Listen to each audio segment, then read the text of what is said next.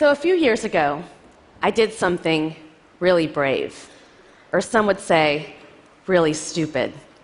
I ran for Congress.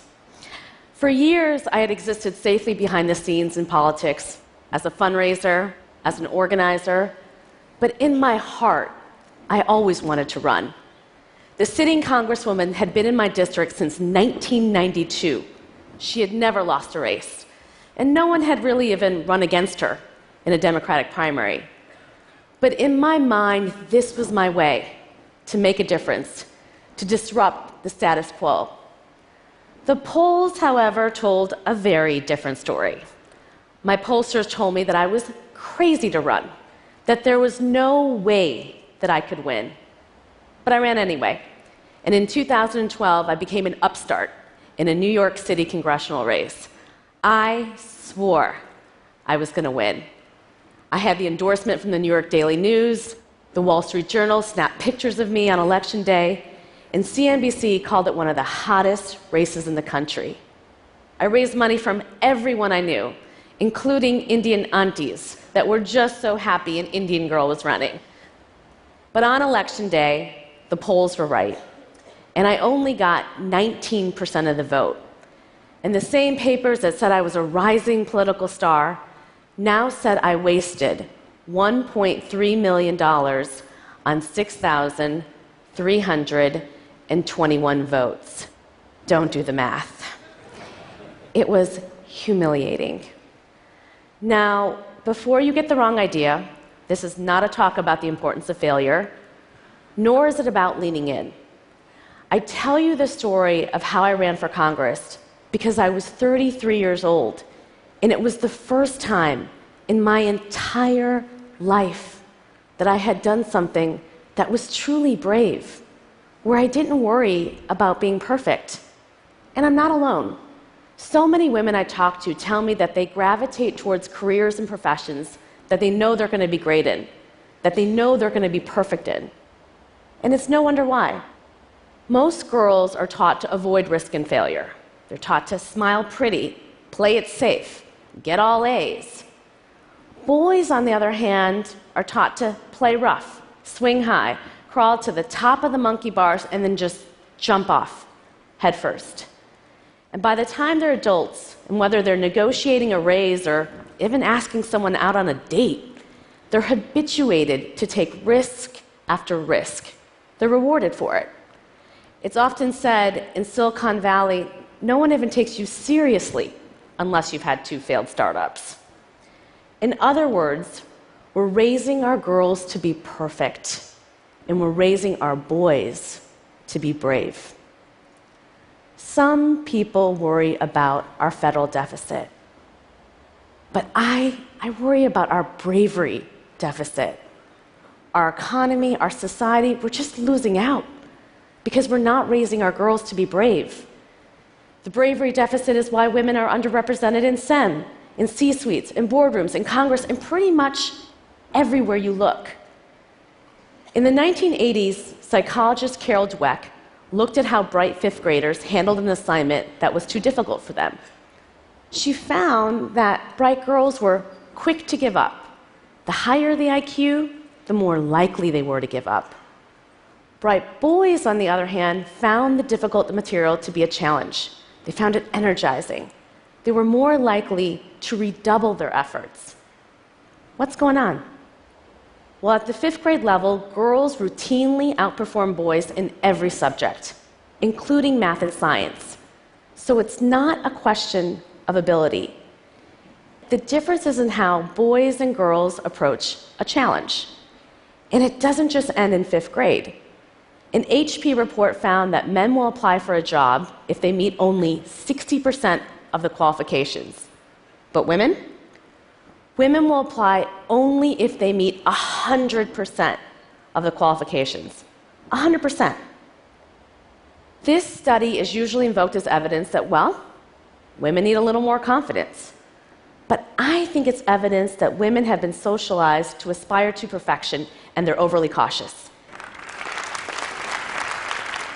And even when we're ambitious, even when we're leaning in, that socialization of perfection has caused us to take less risks in our careers.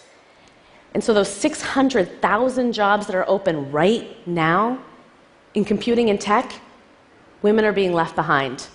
And it means our economy is being left behind on all the innovation and problems women would solve if they were socialized to be brave instead of socialized to be perfect. So in 2012, I started a company to teach girls to code. And what I found is that by teaching them to code, I had socialized them to be brave. Coding, it's an endless process of trial and error, of trying to get the right command in the right place, with sometimes just a semicolon making the difference between success and failure. Code breaks, and then it falls apart, and it often takes many, many tries till that magical moment when what you're trying to build comes to life. It requires perseverance. It requires imperfection. We immediately see in our program our girls' fear of not getting it right, of not being perfect. Every Girls Who Code teacher tells me the same story. During the first week, when the girls are learning how to code, a student will call her over and she'll say, "I don't know what code to write." The teacher will look at her screen and she'll see a blank text editor. If she didn't know any better, she'll think that her student spent the past 20 minutes just staring at the screen. But if she presses undo a few times, she'll see that her student wrote code and then deleted it. She tried, she came close, but she didn't get it exactly right. Instead of showing the progress that she made, she rather showed nothing at all. Perfection or bust. It turns out that our girls are really good at coding, but it's not enough just to teach them to code. My friend Lev Bree, who's a professor at the University of Columbia and teaches Intro to Java, tells me about his office hours with computer science students. When the guys are struggling with an assignment, they'll come in and they'll say, "Professor, there's something wrong with my code." The girls will come in and say, "Professor, there's something wrong with me." We have to begin to undo the socialization of perfection, but we gotta combine it with building a sisterhood that lets girls know that they are not alone. Because trying harder is not gonna fix a broken system. I can't tell you how many women tell me, "I'm afraid to raise my hand. I'm afraid to ask a question because I don't want to be the only one who doesn't understand, the only one who's struggling." When we teach girls to be brave and we have a supportive network cheering them on, they will build incredible things. And I see this every day. Take, for instance, 2 of our high school students who built a game called Tampon Run. Yes, Tampon Run. To fight against the menstruation taboo and sexism in gaming. Or the Syrian refugee who dares show her love for her new country by building an app to help Americans get to the polls. Or a 16-year-old girl who built an algorithm to help detect whether a cancer is benign or malignant, in the off chance that she can save her daddy's life because he has cancer. These are just 3 examples of thousands of girls who've been socialized to be imperfect, who've learned to keep trying, who've learned perseverance. And whether they become coders or the next Hillary Clinton or Beyonce, they will not defer their dreams. And those dreams have never been more important for our country. For the American economy, for any economy to grow, to truly innovate, we cannot leave behind half our population. We have to socialize our girls to be comfortable with imperfection, and we gotta do it now.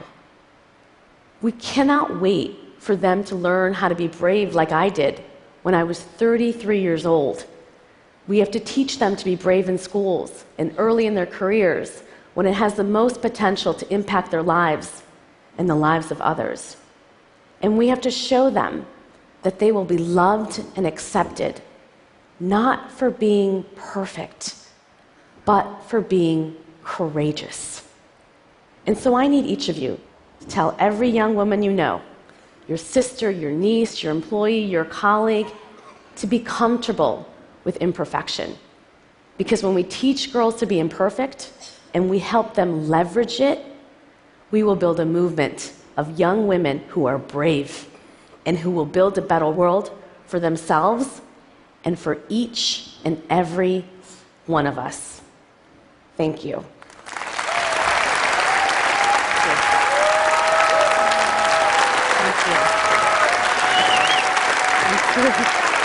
Thank you. Reshma, thank you. It's such a powerful vision you have. You have a vision.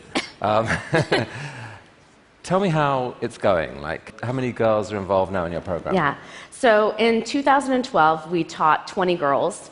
This year, we'll teach 40,000 in all 50 states.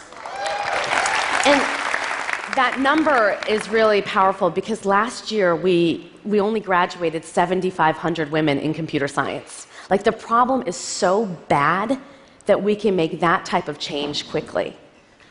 And you're working with some of the companies in this room even, right, who are welcoming graduates from your program? Yeah, we have about 80 partners from Twitter to Facebook to Adobe to IBM to Microsoft to Pixar to Disney. I mean, every single company out there. And if you're not signed up, I'm going to find you.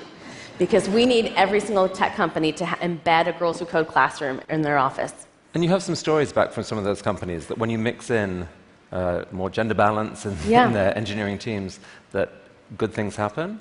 Great things happen. I mean, I think that it's crazy to me to think about the fact that, right now 85% of all consumer purchases are made by women. I mean, women use social media at a rate of 600% more than men. We own the internet. And we should be building the companies of tomorrow. And I think when companies have diverse teams and they have incredible women that are part of their engineering teams, they build awesome things. And we see it every day. Reshma, you saw the reaction there. You're doing incredibly important work. This whole community is cheering you on. Thank you. All power to you. Thank you. Thank you. Thank you.